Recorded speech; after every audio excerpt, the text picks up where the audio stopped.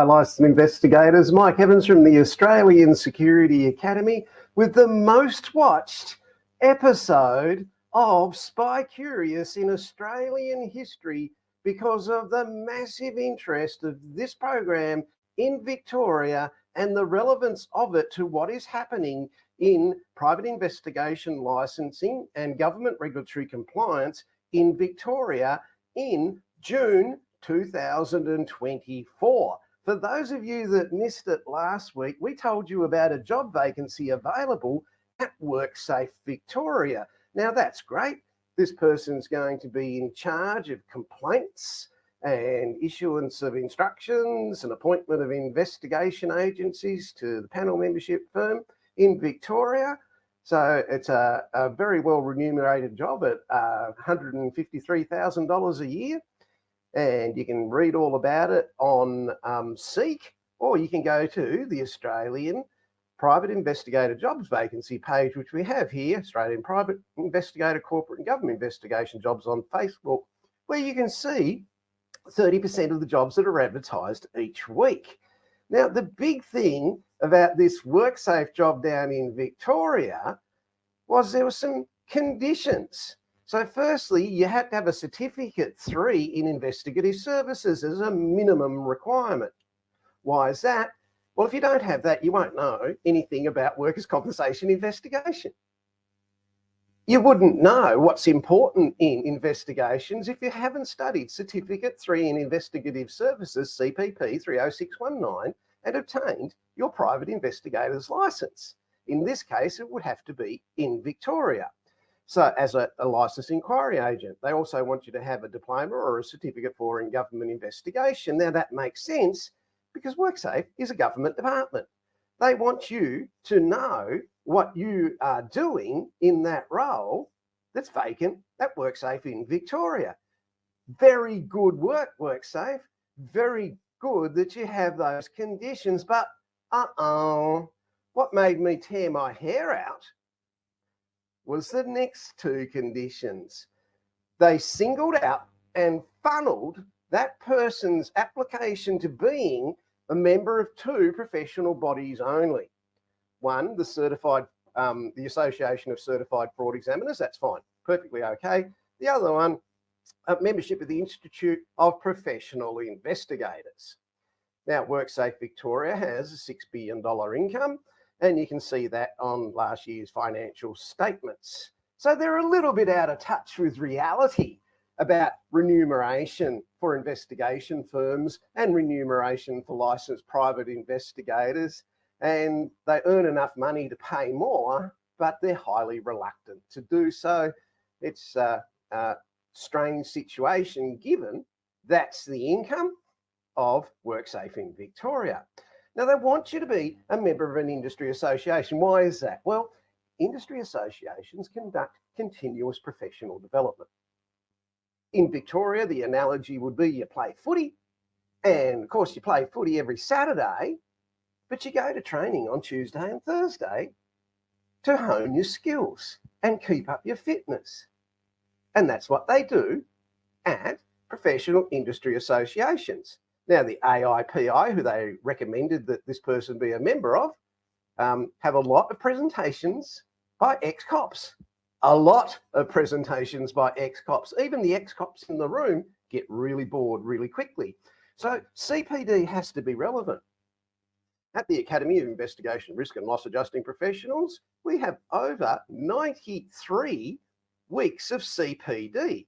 And you can get CPD points for doing a short assessment and watching a presentation on that. So this one's about hearsay evidence and fraud control awareness. This one's about time and event lines. And we might have others that relate to operational safety in relation to the work of investigators. Now, all of that is relevant to government regulatory compliance investigators and to licensed private investigators. It's not ex-cops talking about Operation Sincere back in the day when they were chasing after Ned Kelly in the Horse Squad. This is all relevant stuff today to licensed private investigators in the field through CPD, brought to you by Investigations Uni, the Australian Security Academy, and AIRLAP. So AIRLAP, the Academy of Investigation, Risk and Loss Adjusting Professionals. So you saw that in the opening presentation when the music was playing as you watched today. It's a professional industry association. Now, according to Worksafe Victoria, it's not as good as the AIPI and their police presentations. Wow, that's weird. I mean, I was a member of the AIPI. It was mostly ex-cops telling me about the problems they had when they were in the police. Even the police in the room, at the same time I was sitting with the ex-police, they're bored with it and they'd heard it all before. So who is Worksafe to say that one industry association that's tired, out of ideas, run by a bunch of old blokes, in connection with a registered training organisation that's banned in Victoria and 200 student members of the AIPI from that banned RTO, why would the Worksafe investigator have to be a member of that organisation?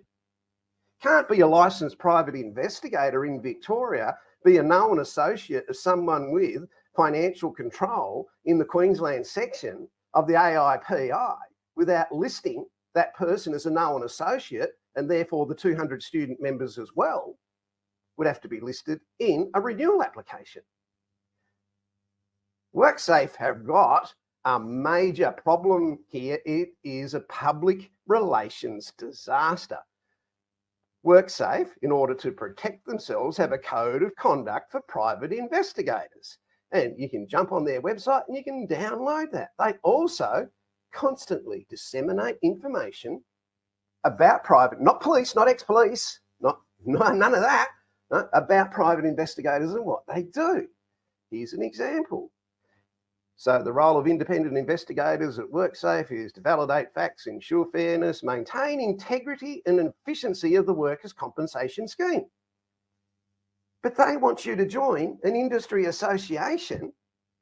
They're investigating the AIPI's associated RTO for over 120 breaches of the LRD's conditions of approval for registered training organisations in Victoria. One breach is a massive fine. 120 breaches is a very large fine. Now that RTO doesn't exist in Victoria because they made sure that all 120 qualifications that were issued by AIPI's associated RTO were cancelled. Totally cancelled. 10% of the licensed private investigators, 120, 10% of them were cancelled. That the new investigations manager for Worksafe has to be a member of. I'm tearing my hair out here. This is beyond ridiculous. Now, there's no suggestion there's any problem with the ACFE. That's fine. Great team there. You can go there and you can study what they have to offer and you can get your fraud control qualifications. There it is. Have a look at it. You sit the exam, you can become a fraud controller. But only having a choice of two industry associations, this one, promoting integrity, they probably should have had a little chat with their RTO about the 120 breaches of the LRDs, conditions of approval for RTOs, and they didn't, all right? So other things that happen with the VWA, they disseminate information saying what their private investigation manager's unit is and what they do and how they go about investigating complaints. Now, I'm sure during and since COVID, there have been a lot of complaints about private investigators. Prior to that, very minimal. You would not have seen in the 20 years prior to COVID, 20 complaints a year about private investigators from members of the public.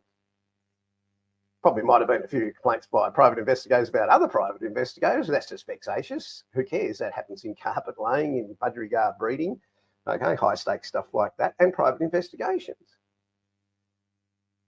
But they have a unit that is to control that internally. And I don't know what the level of complaints were during COVID and since. I'm sure they're gone up because it's very highly emotional, and what was work-related and what wasn't work-related in that time would be quite a different thing. So they want a better scheme, and they want transparent complaint handling processes at the VWA, as long as you're a member of only 2 industry associations that have never had a Worksafe presentation in the last 5 years. Have they had a particulars of negligence common law presentation for workers' compensation? Have they had how to take statements for workers' compensation? Oh no, we're too important. We're ex-cops. We do whistleblowing and we do accounting. Okay, well, none of that's relevant to Worksafe. Worksafe want to know pre-injury, injury, and post-injury. They want to know, was the claimant a worker? They want to know the relevant details of the claim. And they want the witness statements, the employer's statements, and in the early stages at statutory level, the claimant's statement as well. It's a no-fault scheme at statutory level. It changes at common law level where they're starting to apportion blame, and it gets quite serious there. You can only learn that in your Certificate 3 in Investigators Services course through an RTO that has the licensed private investigators in Victoria who are teaching the approved Victorian Police Licensing Regulation Division course, which they've approved, right? It's not one that's been cancelled or was never approved. The LRD do an amazing job. They do a great job, and they look after the security industry and they monitor it in Victoria. The VWA missing in action, and they're a regulatory authority. They didn't check who they were funneling their staff into as a member of an industry association. Now it goes beyond that. There were issues around in Queensland where the person who signed those 120 cancelled certificates for Certificate 3 in Investigative Services in Victoria that were done by an RTO that wasn't an approved RTO by the Victorian Police Licensing Regulation Division, did not have approved trainers with a Certificate 4 in TAE and Certificate 3 in Investigative Services registered with the Victorian Police Licensing Regulation Division as required. They did not have a Victorian security business license as required. They did not have a training partnership agreement registered with ASQA as required in the 215 standards for RTOs. But they're the associated RTO of the AIPI, and nobody checked. Now, the guy that signed those 120 or more certificates, we only know of 120. There could be more. No one's putting their hand up for any extras. It just gets worse after that. 1 or 2 more, it's even worse. Okay. He was teaching in Queensland on behalf of an RTO up there for the Toowoomba City Council, the Brisbane City Council, and the Sunshine Coast City Council. And during those classes, he gave the participants an exercise to do on the floor, an investigation exercise. And while they were on the floor doing this exercise, he went round behind them without their knowledge or consent, took pictures of them and posted them on social media. Now, they're unaware of it. Their employers are all aware of it. The integrity department of those 3 local councils are all aware of it. What happened about it? VWA, very interesting question for you to go and have a look. Toowoomba, Brisbane, and Sunshine Coast don't have a precursory look. Go deep. Go really deep. There's a lot of reputational risk on that one. So it's not a good look for the VWA's choice of industry association in one case. There are many industry associations, and some of the best haven't even been mentioned here today. They've worked tirelessly for the improvement of the conditions of private investigators in Victoria. And in this one job advertisement, they have been totally ignored by Victorian Worksafe. This is a major clanger with major repercussions moving forward. And that person hasn't even got the job yet. No wonder I'm tearing my hair out, because I just don't know what's going on at the VWA in Victoria who thinks it can do that. Continuous professional development for private investigators is not about going to a conference or going to one webinar. That's intensity. All right? All that is intense learning afterwards. When you want to join an industry association and get CPD, you must have consistent learning. And that's what we do at AirLab through the Investigations Uni, which is the United Network of Investigators in Australia, Spy Curious. We bring it all together and we have relevant presentations every Friday. And our members can see that and they can get CPD points. Now, the important thing about being a member of an association is you don't put up on their website what you've done and expect that to be enough. You've got to actively participate, do the assessments, download the certificate with the authenticated day, date and time on it through whatever method they use. This one's got the QR code where that can be authenticated. And that's a working industry association. It's not just a one-off test, here's a certificate, there you go, you're set for life. It's like the footy training analogy. You go to footy training twice a week to perform on the field at the real thing. You do exactly the same in your work as a licensed private investigator.